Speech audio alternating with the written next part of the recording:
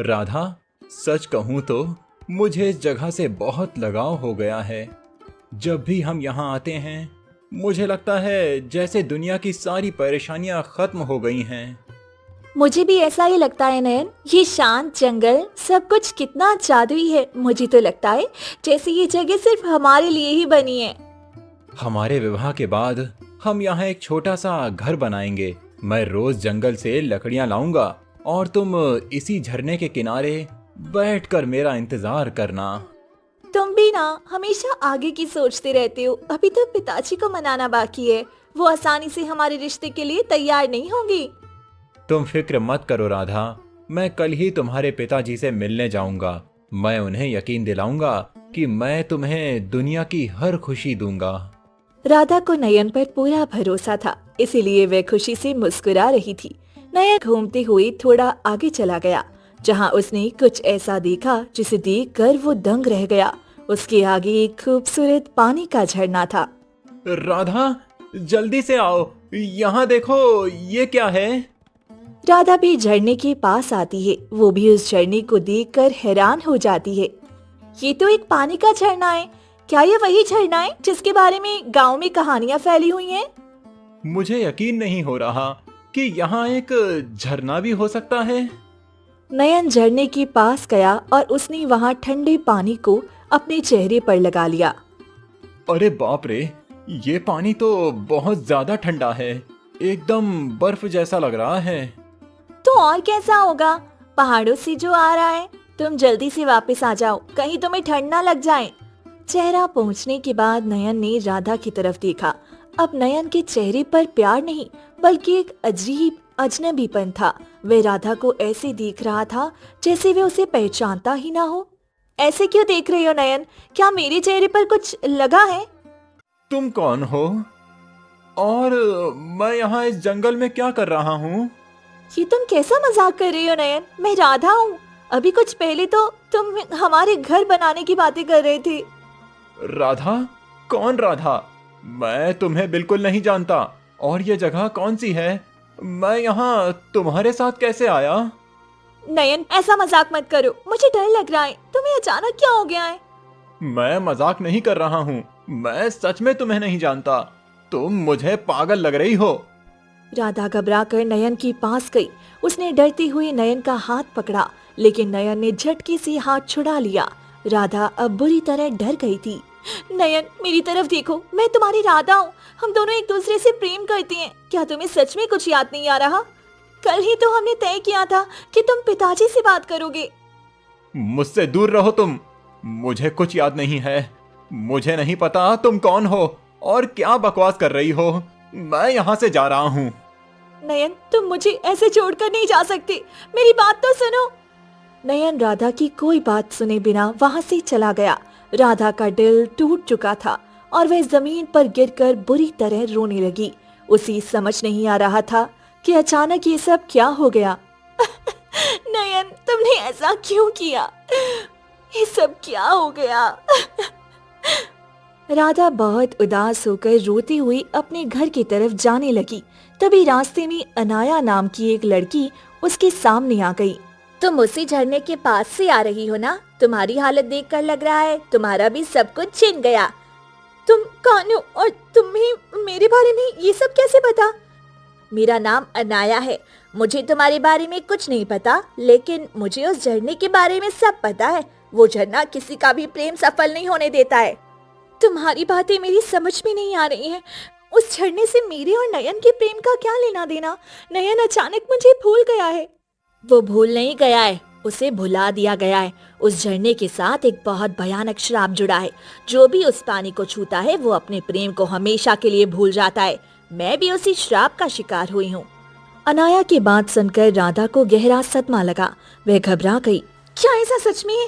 तो क्या अब नयन मुझे कभी याद नहीं कर पाएगा? अनाया, क्या इसका कोई तरीका नहीं है जिससे मैं नयन को सब कुछ याद दिला सकूं?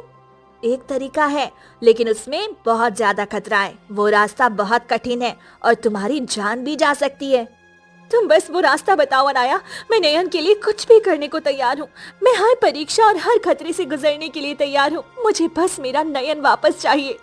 उस झरने का पानी बहुत पहले ही श्रापित हो चुका है। अगर तुम उस श्रापित पानी में उसी झरने का एकदम असली और शुद्ध पानी मिला दोगी तो वो श्राप हमेशा के लिए खत्म हो जाएगा। असली और शुद्ध पानी?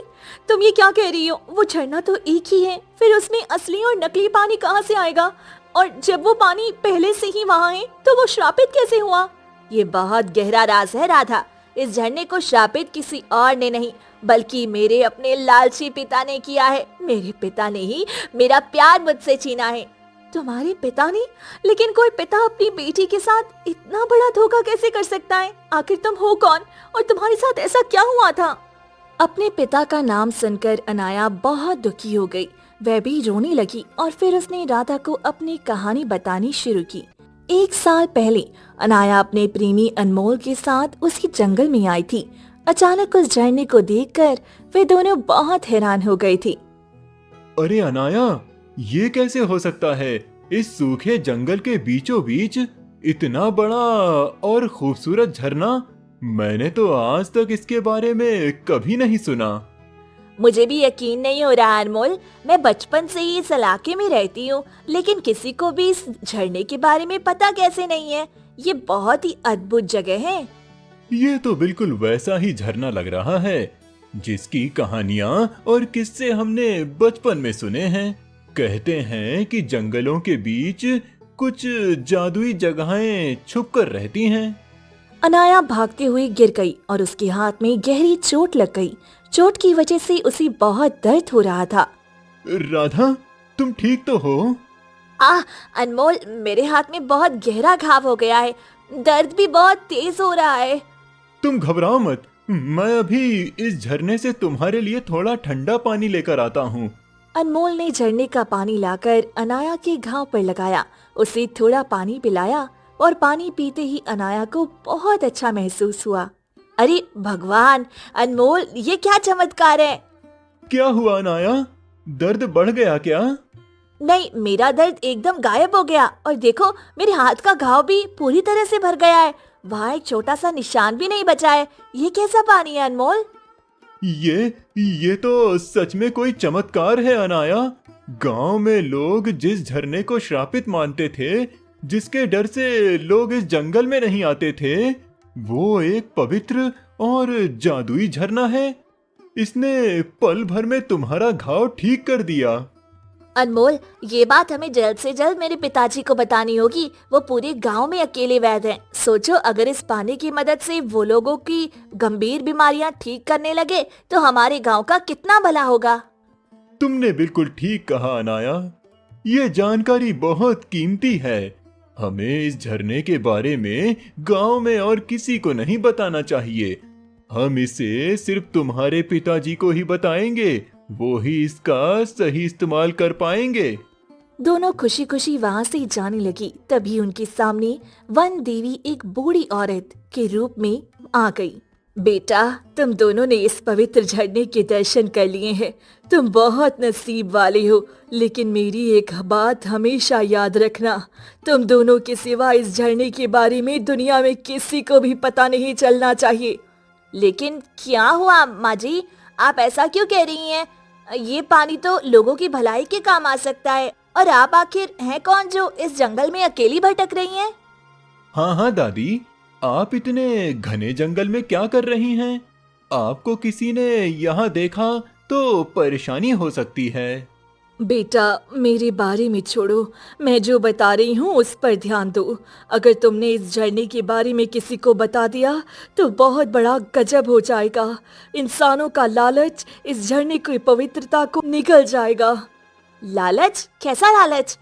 लोग इस चमत्कारी पानी के लिए आपस में लड़ पड़ेंगी, खून खराबा होगा और वो इस झरने को पूरी तरह बर्बाद कर देंगी। मैं ऐसा बिल्कुल नहीं चाहती हूँ। लेकिन दादी, अगर किसी की जान बचानी हो तो क्या हम यहाँ से थोड़ा पानी ले जा सकते हैं? हाँ, अगर तुम्हें कभी किसी बीमारी को ठीक करने के लिए पानी चाहिए होगा तो तुम यहाँ से थोड़ा सा जल ले लेना। लेकिन फिर भी किसी को भी इस जगह का रास्ता मत बताना। क्या तुम मुझे वचन देते हो? मैं आपको वचन देती हूँ माँ जी। मैं इस जगह के बारे में किसी को भी नहीं बताऊंगी। बस हम आपकी बात का पूरा सम्मान करेंगे। अनाया और अनमोल वहाँ से चले गए। अनमोल बहुत सोच में पड़ गया था क्योंकि उसे बूढ़ी औरत की बात सही लग रही थी। अनाया, वो दादी शायद ठीक कह रही थीं। मुझे लगता है हमें तुम्हारे पिता को भी इस झरने के बारे में नहीं बताना चाहिए। इंसान की फितरत बहुत अजीब होती है, वरना बड़ी गड़बड़ हो सकती है। तुम ये क्या कह रहे हो अनमोल? पिताजी कोई लालची इंसान नहीं है, वो तो लोगों की मदद करते हैं। और सबसे बड़ी बात, अगर मैं पिताजी को इतनी बड़ी खुशखबरी दूंगी तो वो हमारी विवाह के लिए तुरंत मान जाएंगे। लेकिन हमने उस औरत को वचन दिया है। हमारे लिए हमारा प्रेम ज्यादा जरूरी है अनमोल, ना कि उस अनजान बुढ़िया की बातें। पिताजी इस पानी का सिर्फ सही इस्तेमाल ही करेंगे, तुम मेरी बात पर भरोसा रखो। अनाया की जिद मानकर अनमोल तैयार हो गया। इसके बाद अनाया अपने घर गई, जहाँ उसके पिता हीरचंद बहुत गुस्से में उसका इंतजार कर रही थी। अरे अनाया बेटा, तुम सुबह सुबह कहाँ चली गई थी? मैं ना जाने कब से तुम्हें यहाँ वहाँ ढूंढ रहा हूँ। पूरा गांव छान मारा मैंने। पिताजी आप शांत हो जाइए, मैं बस अपनी सहेली के घर गई थी। बातों बातों में वक्त का पता ही नहीं चला, इसीलिए आने में थोड़ी देर हो गई। ओहो, तुम्हारा अब ये रोज रोज का नाटक हो गया है। मुझे गांव वालों से तरह तरह की बातें सुनने को मिल रही हैं। सच सच बताओ, कहीं तुम किसी लड़के से छुपकर मिलने तो नहीं जाती हो ना? पिताजी मैं आपसे कुछ भी छिपाना नहीं चाहती, मैं आज आपको एक बहुत जरूरी बात बताने आई हूँ। दरअसल मैं अनमोल नाम के एक लड़के से प्रेम करती हूँ और उसी से विवाह करना चाहती हूँ। तुम ये क्या बकवास कर रही हो? तुम्हें समझ भी आ रहा है कि तुम किससे बात कर रही हो? एक मामूली लड़के के लिए तुम मेरे खिलाफ जाओगी? पिताजी आप गुस्सा मत करिए, अनमोल सच में एक बहुत अच्छा और सच्चा लड़का है, वो मुझे हमेशा खुश रखेगा। उससे मुझे कोई फर्क नहीं पड़ता कि वो कैसा है। तुम्हारी शादी वहीं होगी जहां मैं तय करूंगा। मैं उस भिखारी लड़के से तुम्हारी शादी कभी नहीं होने दूंगा। ये मेरा आखिरी फैसला है। पिताजी ऐसा मत कीजिए, आप कम से कम एक बार उससे मिल तो लीजिए। वो तो आपके फायदे के लिए ऐसा राज भी आपको बताने वाला था जिससे आप बहुत अच्छे पैसे कमा सकते थे। पैसे का नाम सुनते ही उसका सारा गुस्सा खत्म हो गया। अब उसके मन में बहुत बड़ा लालच आ गया था। क्या क्या कहा तुमने? कोई राज है जिससे मैं बहुत सारे पैसे कमा सकता हूँ? आखिर वो कौन सा राज है जो वो लड़का मुझे बताएगा? लेकिन पहले आप मुझसे पक्का वादा कीजिए कि आप अनमोल और मेरे विवाह को अपनी मंजूरी देंगे, तभी मैं आपको वो राज बताऊंगी। ठीक है, मैं वो सोच कर बताऊंगा, लेकिन पहले तुम मुझे वो राज तो बताओ। अनाया ने लालच में अपने पिता को झरने का सारा सच बता दिया।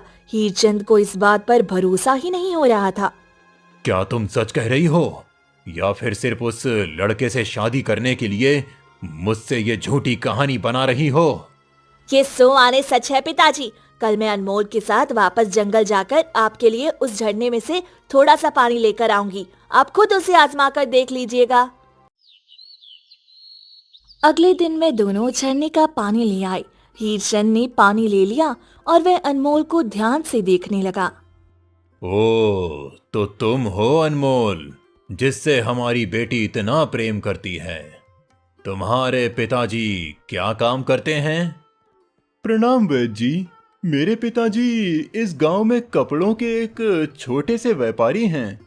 तभी वहाँ एक बीमार आदमी आया। वह दर्द की मारी बहुत तड़प रहा था। वैद्य जी, जल्दी कुछ कीजिए, मेरे पेट में बहुत तेज दर्द हो रहा है। ऐसा लग रहा है जैसे किसी ने चाकू मार दिया हो। मेरी जान जा रही है वैद्य जी, जल्दी कुछ कीजिए। तुम फिक्र मत करो, तुम यहाँ बैठो और ये पानी पियो। मैं तब तक अंदर से तुम्हारे लिए जड़ी बूटी वाली दवाई लेकर आता हूँ। हीरचंद ने उसे वही झरने का पानी पिलाया। पानी पीते ही आदमी का दर्द एकदम खत्म हो गया और वह खुश हो गया। अरे वैद्य जी, मेरे पेट का दर्द तो एकदम रुक गया है। अब मैं बिल्कुल ठीक हूँ। ये कैसे हुआ? आपकी दवाई तो सच में जादू है। तुमने देखा मेरा कमाल? तुम फिक्र मत करो, मैंने तुम्हारे उस पानी में ही एक बहुत महंगी दवाई मिला दी थी, जिससे तुम तुरंत ठीक हो गए। वह आदमी पैसे देकर चला गया। अब हीरचंद के मन में लालच और बढ़ गया और उसने एक बुरी साजिश सोच ली। बेटा अनमोल, ये तो सच में कमाल हो गया। तुमने जैसा कहा था बिल्कुल वैसा ही हुआ। अब तुम जल्दी से मुझे बताओ कि वो झरना कहाँ है। पिताजी, आप पहले अनमोल और मेरे विवाह को स्वीकार कीजिए। आपने मुझसे वादा किया था, उसके बाद ही हम आपको वो रास्ता बताएंगे। बिल्कुल बेटी, बिल्कुल। मुझे तुम दोनों का रिश्ता पूरी तरह मंजूर है। मैं पूरे गांव के सामने तुम्हारे विवाह को स्वीकार करता हूँ। अनाया और अनमोल बहुत खुश हुई और उन्होंने हीरचंद को वह झरना दिखा दिया। झरने को देखकर हीरचंद बहुत लालची हो गया। अगले 3 दिनों में उसने धोखे से झरने का सारा शुद्ध पानी अपनी टंकियों में भर लिया। अब मैंने सारा जादुई पानी अपने कब्जे में कर लिया है। अब मैं इस झरने के पानी में अपनी जहरीली जड़ी बूटियां मिला दूंगा, ताकि कोई और कभी इस पानी का फायदा ना उठा पाए। अब मैं इस पूरे राज्य का सबसे बड़ा और अमीर वैद्य बनूंगा। वन देवी ये सब देख रही थी। अगले दिन जब अनमोल झरने के पास गया तो उसे बहुत प्यास लगी। अनाया, इस झरने का पानी इतना गंदा और काला कैसे हो गया? वन देवी ने आकर उन्हें हीरचंद का सारा सच बता दिया। अनाया ये जानकर बहुत रोई। तभी अनमोल ने उस श्रापित पानी को छू लिया और वह अपनी सारी यादें भूल गया। हाँ? मैं कहाँ हूँ और तुम कौन हो लड़की? क्या कहा? मैं कौन हूँ? तुम ये क्या बोल रही हो अनमोल? मैं तुम्हारी अनाया हूँ। अनमोल वहाँ से चला गया। अनाया का प्यार छीन गया और वह बुरी तरह रोने लगी। उस लड़के ने उस दूषित पानी को छुआ है, जिस वजह से वो तुम्हें भूल गया है। मैंने तुमसे कहा था ना लड़की, कि किसी को भी इस झरने के बारे में मत बताना। तुमने मेरी बात नहीं मानी। जिस प्रेम के लिए तुमने ये दुस्साहस किया है, आज तुम्हारा वो प्रेम ही हमेशा के लिए छिन गया है। राधा ये कहानी सुनकर बहुत दुखी हुई। उसे समझ आ गया कि एक पिता के लालच ने सब कुछ बर्बाद कर दिया है। मुझे सच में विश्वास नहीं हो रहा कि ऐसा भी हो सकता है अनाया। तुम्हारे पिता ने तुम्हारे साथ बहुत बड़ा धोखा किया है, लेकिन इस समस्या का कोई तो समाधान होगा। हम हार नहीं मान सकते। समाधान तो वही है राधा।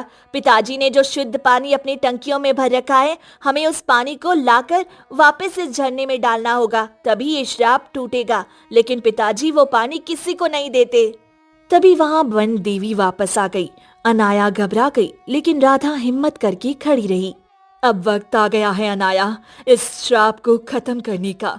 तुम्हारी पापों का प्रायश्चित अब यही लड़की करेगी। यही अब तुम्हें इस समस्या से बाहर निकालेगी और इस झरने को वापस पहले जैसा करेगी। क्या कहा आपने? मैं करूंगी? लेकिन मैं ही क्यों? मेरा तो इन सब से कुछ लेना देना भी नहीं था। प्रकृति अपने हिसाब से काम करती है बेटी।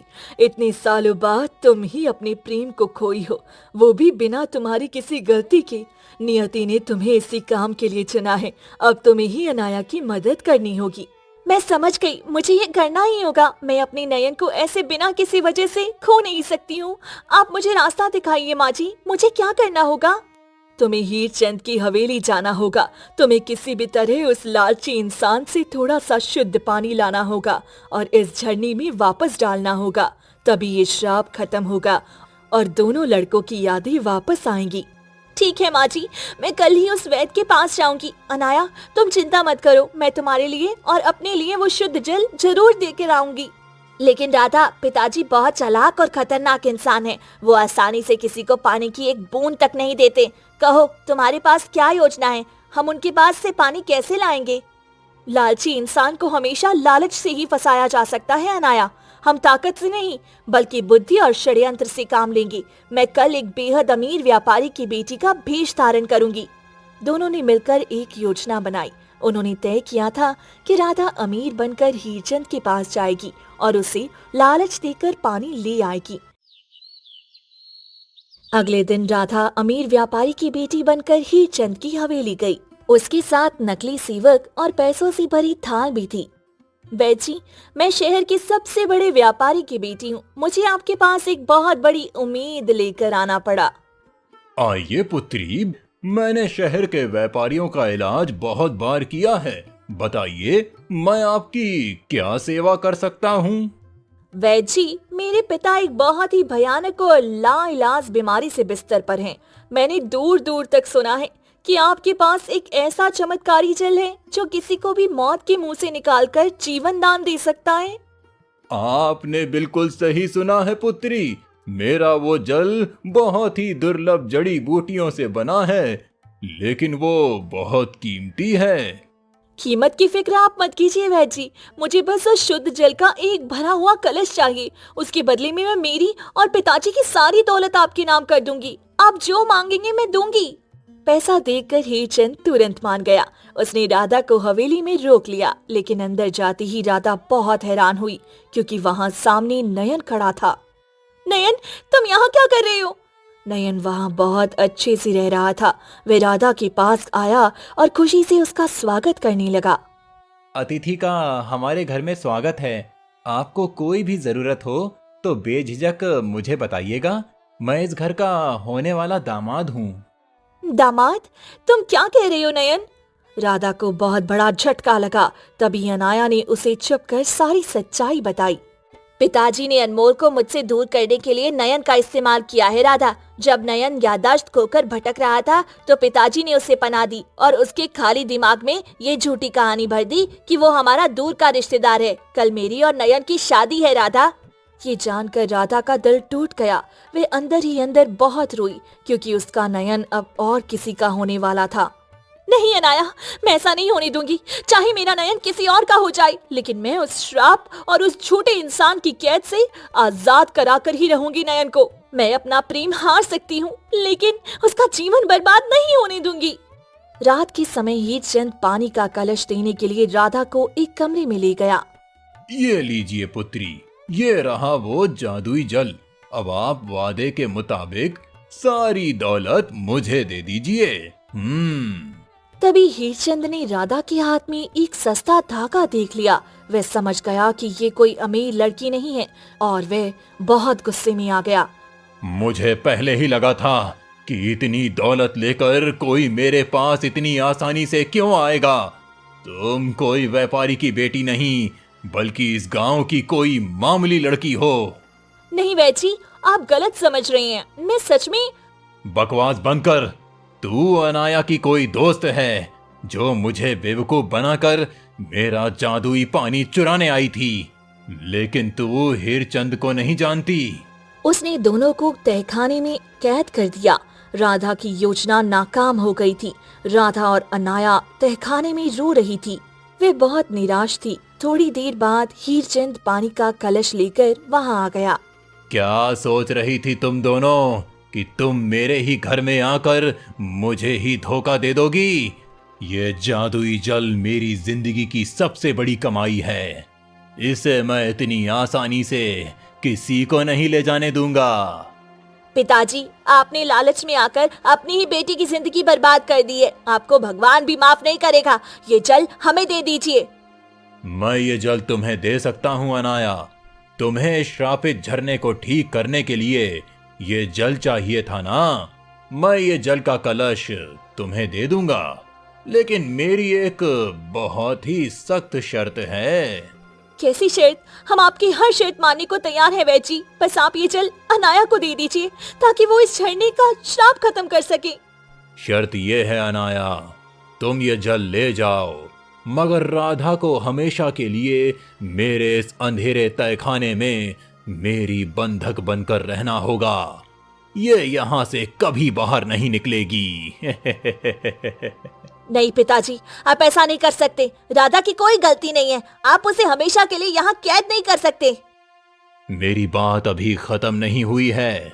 मेरी दूसरी और सबसे बड़ी शर्त यह है कि ये जल तभी काम करेगा जब नयन और अनमोल में से किसी एक को चुना जाए, क्योंकि कल नयन से मेरी बेटी की शादी है इसीलिए अनमोल को कुछ भी याद नहीं आना चाहिए। ये जल सिर्फ नयन की याददाश्त वापस लाएगा। हीरचंद की ये बातें सुनकर अनाया बुरी तरह रोने लगी।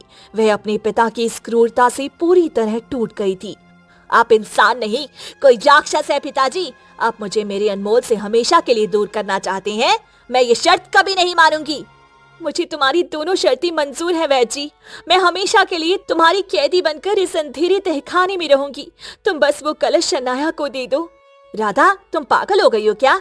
तुम ये क्या बोल रही हो? अगर तुम यहाँ कैद रहोगी तो नयन की यादें, वो सब वापस मिलने के बाद भी तुम उसे कभी नहीं मिल पाओगी। तुम अपना ही प्रेम हमेशा के लिए हार जाओगी। प्रेम सिर्फ पाने का नाम नहीं है अनाया, प्रेम तो आजाद करने का नाम है। नयन मेरे पास नहीं रहा तो क्या हुआ? कम से कम वो उस झूठे इंसान की कैद और इस धोखे से तो आजाद हो जाएगा। मेरा प्रेम मेरी जिद से बहुत बड़ा है। राधा का ये त्याग देखकर हीरचंद भी हैरान रह गया। उसने कलश अनाया को दे दिया और राधा को जंजीरों से बांध दिया। अनाया रोती हुई वहां से चली गई। अनाया कलश लेकर झरने के पास पहुंची, जहां अनमोल और नयन पहरे पर थी। अनाया ने वह पानी झरने में मिला दिया। ये क्या हुआ? कुछ बदला क्यों नहीं? अनमोल, नयन, क्या तुम्हें कुछ याद आया? ओहो, तुम फिर से आ गई यहाँ। मुझे क्या याद आना चाहिए? हाँ। अनाया समझ गई कि श्राप खत्म नहीं हुआ है। वह दुखी होकर रोने लगी। तभी वन देवी वहां आ गई। श्राप ऐसे नहीं टूटता पुत्री। छल और सौदेबाजी से लिया गया जल इस पवित्र झरने को कभी शुद्ध नहीं कर सकता। इस श्राप को तोड़ने के लिए जल की नहीं, बल्कि किसी के सच्चे प्रेम की आहुति चाहिए। मुझे एक अनोखा वचन चाहिए। कैसा वचन माँ जी? मैं कुछ भी करने को तैयार हूँ। ये वचन तुम नहीं दे सकती।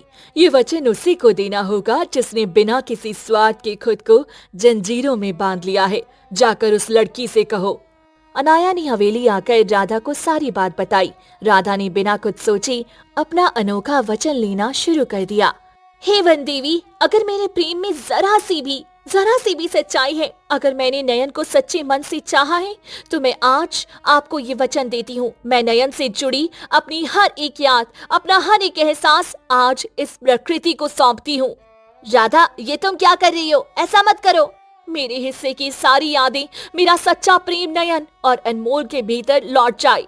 बदले में चाहे मेरा खुद का अस्तित्व, मेरी खुद की यादें हमेशा के लिए शून्य हो जाएं। मैं नयन को भूलने के लिए तैयार हूँ। राधा का वचन पूरा हुआ और उसने अपनी सारी यादें हमेशा के लिए खो दी। वह एकदम सन्न हो गई। उधर झरने के पास खड़ा नयन दर्द से तड़प उठा। मेरे सिर में बहुत दर्द हो रहा है। जब नयन को होश आया तो उसे सब कुछ याद आ गया। राधा, मुझे सब याद आ गया। मैं राधा से प्रेम करता हूँ।